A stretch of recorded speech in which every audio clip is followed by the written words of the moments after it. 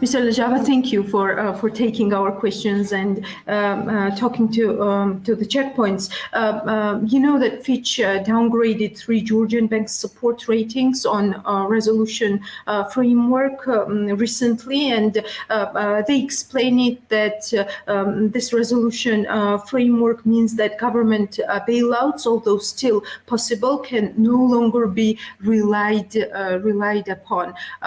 What would you answer Fitch ratings from the checkpoints? Thank you for your interest, Elena. Let me first explain what this rating means.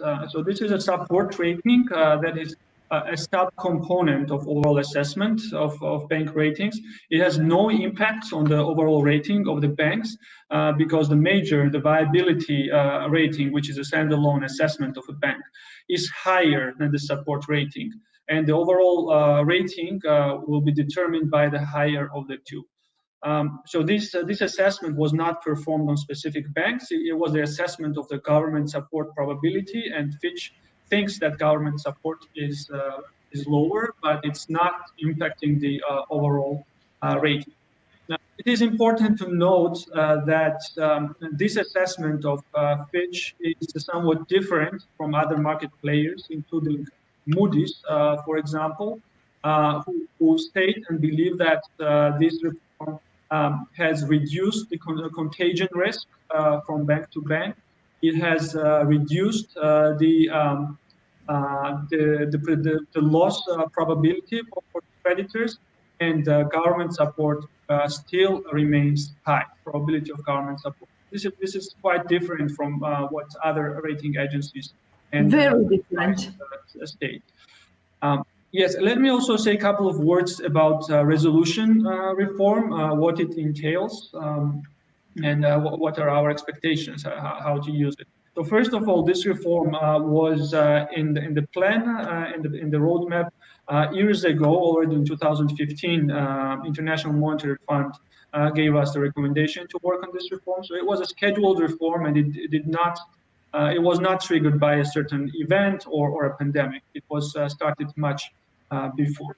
The main goal of the resolution framework is to create an alternative for banks' liquidation. So in case of a failure of a bank, there is no systemic risk, and there is ability of the regulator to maintain the critical function of that bank in the financial system.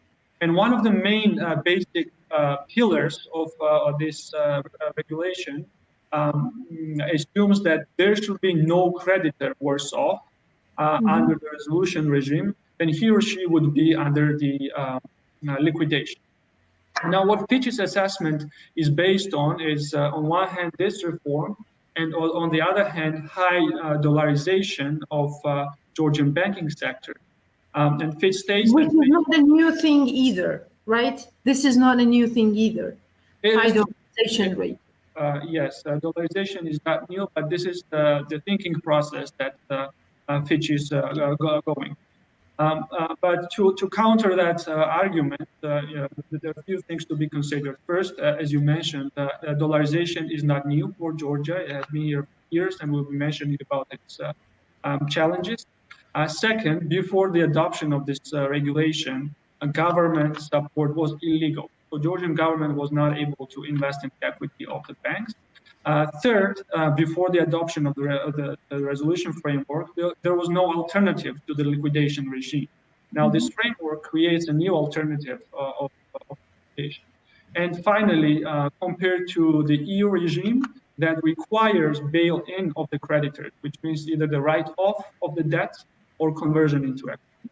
We do not have such requirement. So we can use the government fund before the creditor takes any loss.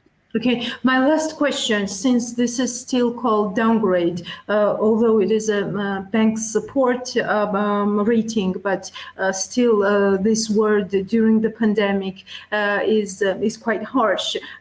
You would agree. So would that affect in any ways, from the standpoint of the regulator, investors' trust into these 3 systemic banks?